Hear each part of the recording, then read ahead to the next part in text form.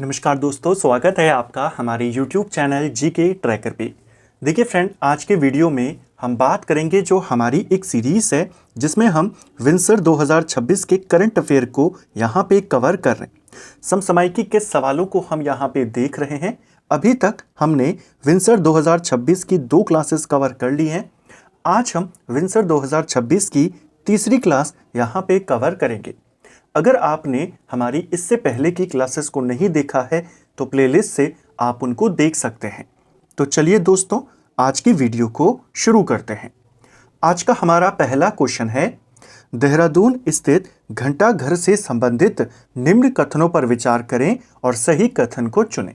जो देहरादून का घंटाघर है उसको लेकर के 4 कथन हैं। देखिए, पहला, इसे बलवीर क्लॉक टावर के नाम से जाना जाता था। पहला आपका बिल्कुल सही। इसका जो आधिकारिक नाम था वह बलवीर टावर या बलवीर क्लॉक टावर के नाम से जाना जाता था। बाद में केवल क्या हो गया, क्लॉक टावर। ठीक है। इसका शिलान्यास उत्तर प्रदेश की तत्कालीन गवर्नर सरोजनी नायडू ने 24 जुलाई 1948 को किया था। ये वाला भी बिल्कुल सही है।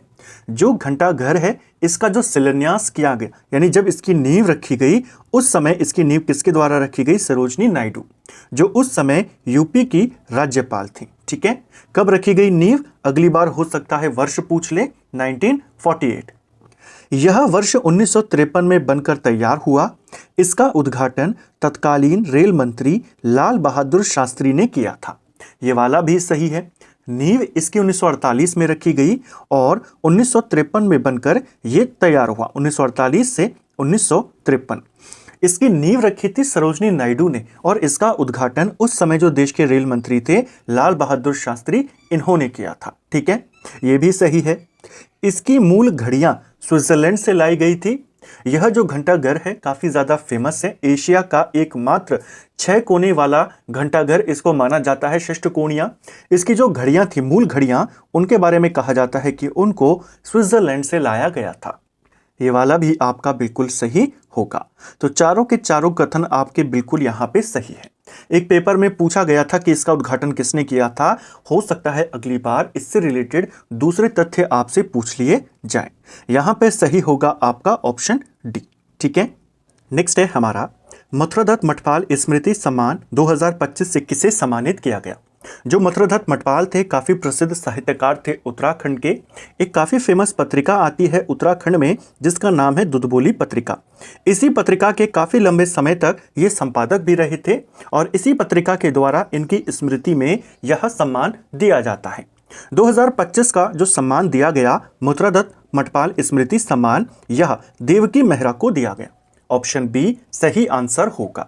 देवकी मेहरा कुमाऊनी भाषा की पहली महिला लेखिका इनको कहा जाता है। अगर आपसे पूछेगा कुमाऊनी की पहली महिला लेखिका ये रचयिता कौन है, तो देवकी मेहरा को ही आपने टिक करना है। इनकी कुछ इंपॉर्टेंट रचनाएं हैं, जैसे प्रेमांजलि इनकी रचना है, नवजागृति इनकी रचना है, सपनों की राधा, आखिरी पड़ाव इनका एक काफी फेमस उपन्यास है। ये सारी इनकी कुमाऊनी रचनाएं हैं। ठीक है। अगला, उत्तराखंड समान नागरिक संहिता लागू करने वाला देश का पहला राज्य बना। इसे कब लागू किया गया? उत्तराखंड देश का पहला राज्य है जिसने अपने यहाँ पर यूसीसी को लागू किया। यूसीसी उत्तराखंड में 27 जनवरी 2025 से लागू हुआ। ऑप्शन सी सही उत्तर होगा। ठीक है। यूसीसी को लेकर के भी आपसे कई सारे सवाल बनते हैं। पिछली कई क्लासेस में हम उनको कवर कर चुके हैं। इसका एंड सवाल यही है, आपसे सीधा पूछा जाएगा कि ये कब लागू हुआ, तो 27 जनवरी 2025। ठीक है। अगला, राज्य के किस जनपद को शीतल जल मत्स्य विकास क्लस्टर के रूप में देश के अग्रणी जनपदों में शामिल किया गया?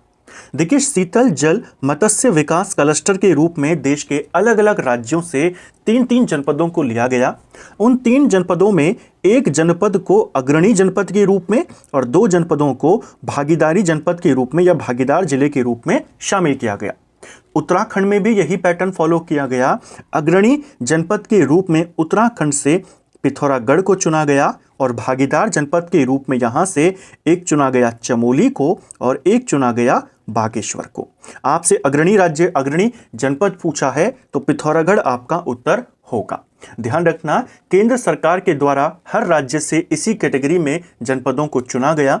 उत्तराखंड से जल मत्स्य विकास क्लस्टर के रूप में पिथौरागढ़ को अग्रणी राज्य के रूप में और इन दो जिलों को चमोली और बागेश्वर को भागीदार राज्य के रूप में चुना गया, भागीदार जनपद। ठीक है।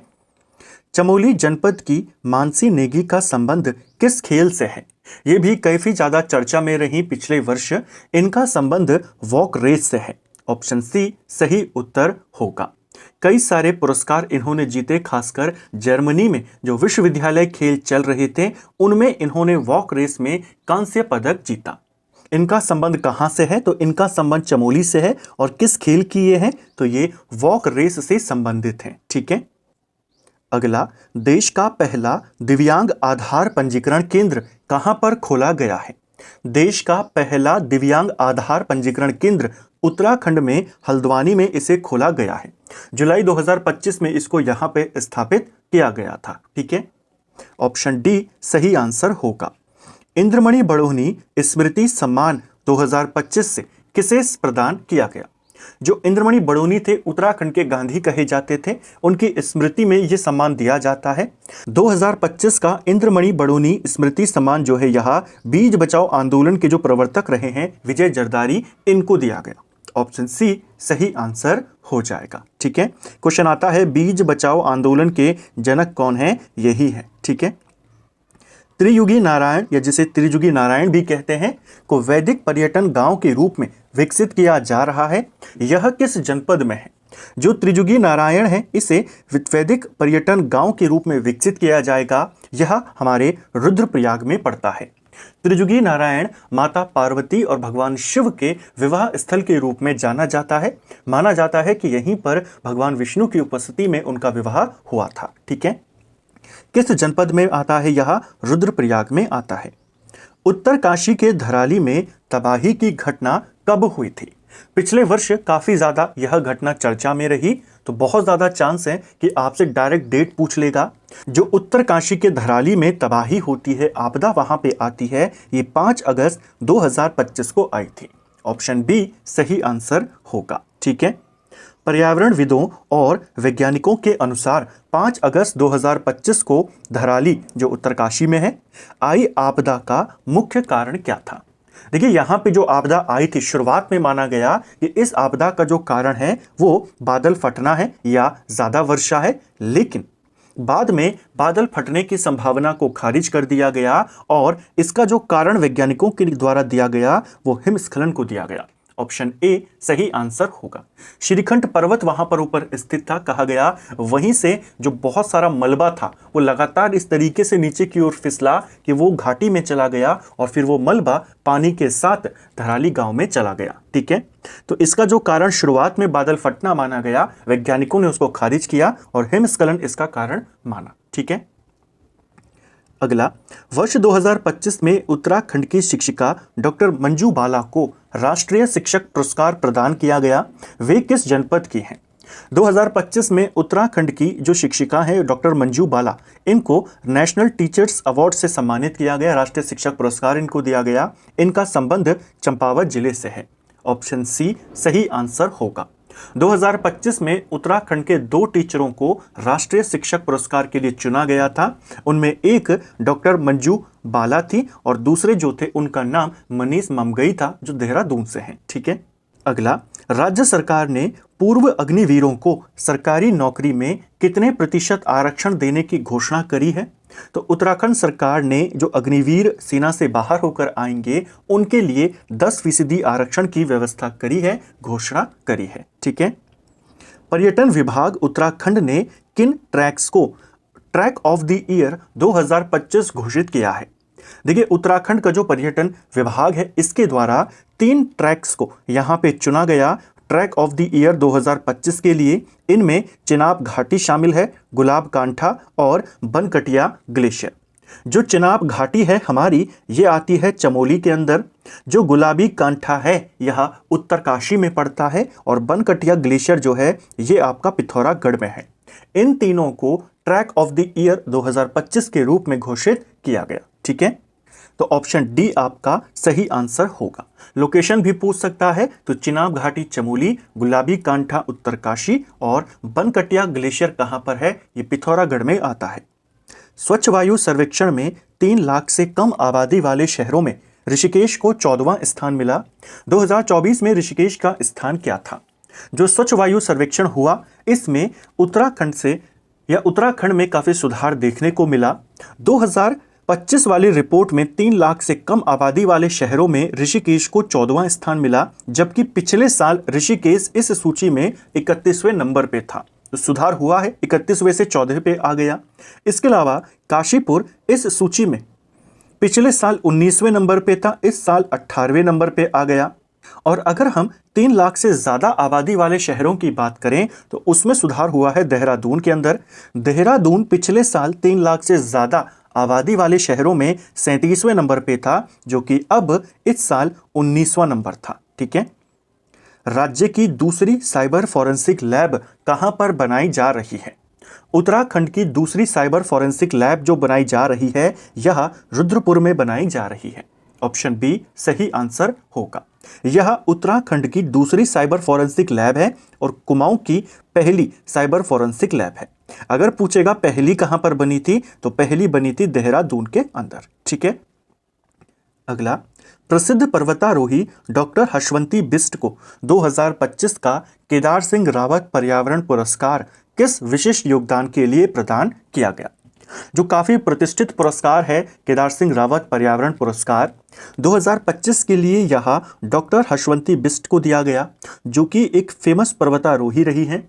इनको यह पुरस्कार इनके किस योगदान के लिए दिया गया? तो इन्होंने गंगोत्री और गौमुख क्षेत्र में भोजपत्र वनों के संरक्षण में जो इनकी भूमिका रही, उनको बचाने में जो इनकी भूमिका रही, इसके लिए इनको यह पुरस्कार मिला।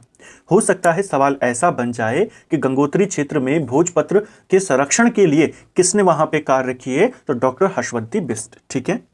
अगला, राज्य खनन तत्परता सूचकांक में उत्तराखंड को किस श्रेणी में दूसरा स्थान प्राप्त हुआ? देखिए, केंद्र सरकार के द्वारा राज्य खनन तत्परता सूचकांक को जारी किया गया और इस सूचकांक में राज्यों को अलग अलग कैटेगरी में बांटा गया था, ए कैटेगरी, बी कैटेगरी और सी कैटेगरी। उत्तराखंड को सी कैटेगरी वाले राज्यों में रखा गया और इस कैटेगरी में उत्तराखंड को दूसरा स्थान मिला था। तो ऑप्शन सी सही आंसर होगा। ए कैटेगरी में किसको पहला स्थान मिला? ए कैटेगरी में पहला स्थान मध्य प्रदेश को मिला और बी कैटेगरी में पहला स्थान गोवा को मिला। ठीक है। अगर हम सी कैटेगरी की बात करते हैं तो इसमें पहले नंबर पे पंजाब को रखा गया और फिर उसके बाद उत्तराखंड। सीधा सवाल अगर आपसे श्रेणी ना पूछे, सीधा पूछ लेगा राज्य खनन तत्परता सूचकांक में उत्तराखंड को कौन सा स्थान मिला, तो आपने याद रखना है दूसरा। और डीप में जाएगा तो आपको पूछा जाएगा कि सी श्रेणी के अंदर दूसरा स्थान मिला। ठीक है। वर्ष 2025 में राज्य के किस जल योद्धा को जल संरक्षण एवं प्रबंधन के क्षेत्र में उत्कृष्ट योगदान के लिए राष्ट्रपति द्रौपदी मुर्मू द्वारा सम्मानित किया गया? तो राज्य के किस व्यक्ति को जल संरक्षण के लिए राष्ट्रपति के द्वारा सम्मानित किया गया? इनका नाम है मोहन चंद्र कांडपाल। ऑप्शन सी सही आंसर होगा। अल्मोड़ा से इनका संबंध है। 2025 में नई दिल्ली में जो 6ठे राष्ट्रीय जल पुरस्कार दिए गए, उसी के तहत इनको यह पुरस्कार मिला। राष्ट्रपति के द्वारा ये पुरस्कार दिए जाते हैं। जो मोहन चंद्र कांडपाल हैं, इन्होंने कई वर्षों से ये जल संरक्षण के क्षेत्र में काम कर रहे हैं और इसके लिए उस इलाके में अल्मोड़ा में एक अभियान ये चलाते हैं, पानी बोओ पानी उगाओ। यह अभियान किसका है? इन्हीं का है। ठीक है। अगला, मुख्यमंत्री द्वारा उत्तराखंड का सबसे ऊंचा तिरंगा किस स्थान पर फहराया गया? उत्तराखंड के अंदर सबसे ऊंचा जो तिरंगा है वह मुख्यमंत्री के द्वारा अक्टूबर 2025 में खटीमा के अंदर फहराया गया। ऑप्शन सी सही आंसर होगा। इसकी ऊंचाई लगभग 215 फीट के करीब है और यह उत्तराखंड का सबसे ऊंचा तिरंगा है, उत्तराखंड में जो फहरा रहा है। ठीक है। एशियाई जू जित्सु चैंपियनशिप में भारत के लिए स्वर्ण पदक जीतने वाली पहली महिला खिलाड़ी नव्या पांडे का संबंध किस स्थान से है? जब भी कोई नई खिलाड़ी आती है या नए खेल के खिलाड़ी आती हैं, उनका संबंध पूछ लेता है, उनका खेल पूछ लेता है या उनका नाम। तो ऐसे ही एक खिलाड़ी है नव्या पांडे। इन्होंने जू जित्सु चैंपियनशिप, जो एशियाई चैंपियनशिप थी, उसके अंदर स्वर्ण पदक यहां पे जीता। ऐसा करने वाली ये भारत की पहली महिला खिलाड़ी हैं। इनका संबंध कहां से है? ये हल्द्वानी से है। ऑप्शन बी सही आंसर होगा। जॉर्डन की राजधानी है अम्मान, वहां पर ये खेल आयोजित किए गए और उसमें इन्होंने यह पदक जीता, गोल्ड मेडल यहां पे। सीधा सवाल बन जाएगा, जो नव्या पांडे रही हैं इनका संबंध किस खेल से है? तो जो जित्सु से इनका संबंध है। इस खेल में गोल्ड मेडल जीतने वाली एशियाई चैंपियनशिप में पहली भारतीय महिला। ठीक है, तो इनको भी ध्यान रखना है। तो फ्रेंड्स, ये था हमारा आज का वीडियो जिसमें हमने उत्तराखंड करंट अफेयर के 20 इंपॉर्टेंट सवालों को यहाँ पे देखा। उम्मीद करता हूं आपको आज का वीडियो पसंद आया होगा। अगर आपको ये वीडियो पसंद आई है तो वीडियो को लाइक करें, चैनल पर नए हैं चैनल को सब्सक्राइब करें, अपने दोस्तों के साथ शेयर करें। वीडियो आपको कैसा लगा कमेंट बॉक्स में हमें ज़रूर बताएं। Thank you friends.